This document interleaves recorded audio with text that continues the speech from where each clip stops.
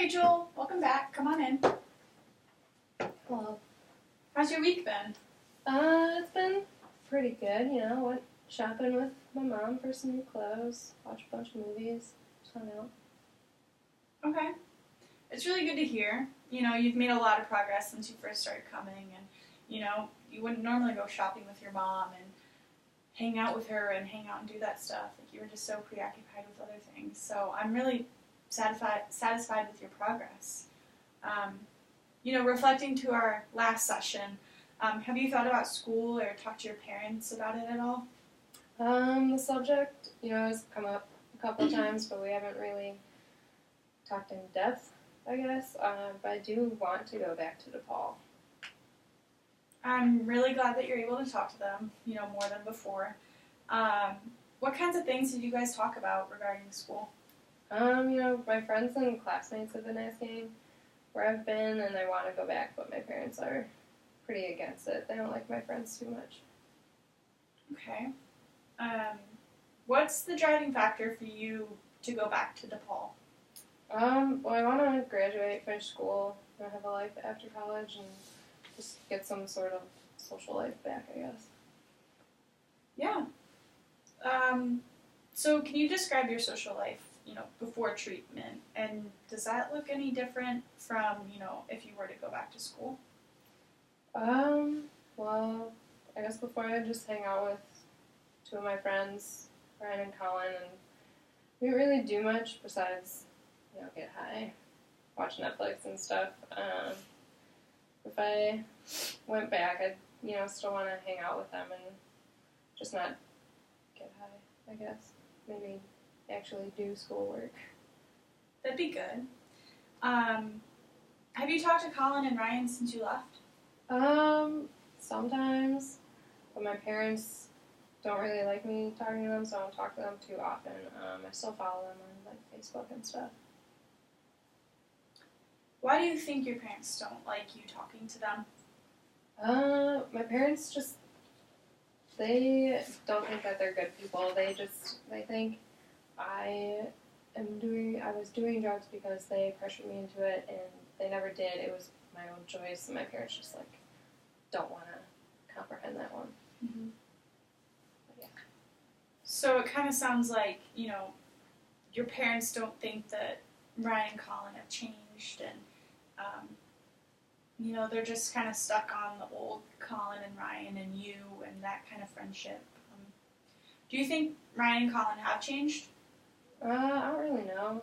They probably are still the same, but they know I'm trying to get better, so I guess if I went back to DePaul, they'd respect that. They wouldn't pressure me to do drugs.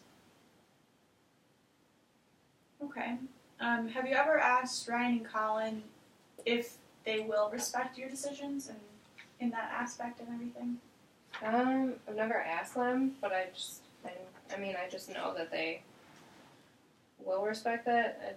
We're friends, so they care about me, and they'd never put me in that position. That's good. Do you know if they still do drugs? Yeah, I'm pretty sure they do. I see them, post pictures and stuff on social media. Okay. Do you think that you can handle being around them, knowing that, they still get high all the time? Probably not. I guess it wouldn't really be too good of an idea to, start hanging out with them again. Because if they're doing drugs around me, I don't know if I'd be able to resist doing them too, but I still want to be friends with them. Okay, so it sounds like you don't really think that you could be around them, but to me it sounds like they were pretty good friends despite the drugs and everything. Do you believe, well, I believe that you can still be friends with them, as long as you believe you can still be friends with him. But I think you should also find some friends that maybe fit better values and interests, that match with yours, not just getting high all the time and just hanging out and stuff like that. But what kind of friendships do you want outside of Ryan and Colin? I guess a normal friendship. I'd like that to be with them, but you know they have a lot to figure out, just like I did these last couple months. But I guess I can, you know, try talking to some old friends and see what happens. Okay, well, as you know, you can't save Colin and Ryan, but you can be a role model for them. Um, on your old friends, do you think those are people that support your values more? Yeah, I mean, earlier in like high school and stuff, I was like a good kid, more responsible, but then I kind of fell in with a different, older crowd, so I lost touch with everyone that I was like friends with. But I think they'd be happy to hear from me. I bet they would be. Especially now that you're doing so much better, you know, at being that better role model and whatnot. Yeah, I really am, you know, trying my best. That's really good, Rachel. You know, you're doing really good at it from what I can see. And look at how far you've come. Yeah, now I just have to, you know, figure out my social life and school and stuff. So, you want to go back to school, right? Mm-hmm. Would you be opposed to transferring somewhere else, maybe? Just wouldn't want to, you know, start over. Okay, what do you mean by start over? You know, academically, socially? Definitely, you know, socially. I mean, my credits will for sure transfer, but, you know, friends kind of won't. Like, what if I end up transferring to a school where I don't know anyone at all? That is a struggle. Maybe the same friends won't, you know, transfer, but you're very outgoing and social. It will probably be difficult at first, but you'll make some new friends, and it'll come to you. Just meeting friends the right way will be the key part to this all. And it sounds like you don't want friends to influence you the wrong way. So you don't have to associate yourself with people that do things that you don't want to do. Yeah, you're right. I want friends, you know, like do things like Ryan and Colin do, like get high and stuff. But I want friends to like spend time with me like they did. So what kinds of things would you want to do with your friends? I don't know, go downtown, go to the movies, just hang out, being like normal college kids, I guess. Not getting high every night. You know, anything would be better than that. Yeah, it sounds like anything would be better than that. So now that you know what kind of friends you don't want, you just have to surround yourself with friends that support the same likings as you. And you just have to figure that out. So if you were to transfer, where would you want to go? I've always liked Lewis University. You know, it's closer to home and like totally in the city. Oh, it's a good pick. Lewis University. You know, I hear they have tons of clubs and stuff that you can get involved with. Yeah, I wanted to go there, but I got into DePaul first, so I chose them. But I know Lewis has like a cycling club, and I used to love riding bikes with my dad and stuff when I was younger. I'm sure I could make some friends. So you really did look into Lewis, didn't you? Yeah, you know, I like to keep my options open. That's good. So now, what's your next step? I guess the next step is talking to my parents about going back to school, but not necessarily DePaul. I think I'll maybe talk to them about Lewis. It's good. How do you think that conversation with your parents will go? You know, I think they'd be really happy with my choices. Okay. Now you think they'll be happy with your choices. Are you happy with your choices and, you know, everything thus far? Yeah, definitely. I think I've, you know, come a long way and just want to keep making forward progress. It's good. So you've made a lot of goals up until now, and you've been doing really well at accomplishing them. So, you know, if we were to set another goal at this point, what would you want it to be? I suppose telling people, you know, how I really feel about things. What sorts of things are you talking about? I guess feeling lonely a lot, or if someone makes me mad or something, I don't really tell them. Just that kind of stuff. Well, you did pretty good at it, while you were going through treatment, from my understanding. Um, have you noticed a change? Yeah, I guess I'm not on a regulated schedule to, always talk about everything, so I just kind of ignore them or just like go to my room when I get uncomfortable. When you go to your room, what do you do? Lay on my bed, listen to music, kind of zone out or read. Okay. What were some things you learned in treatment to help you communicate with your family a little bit better?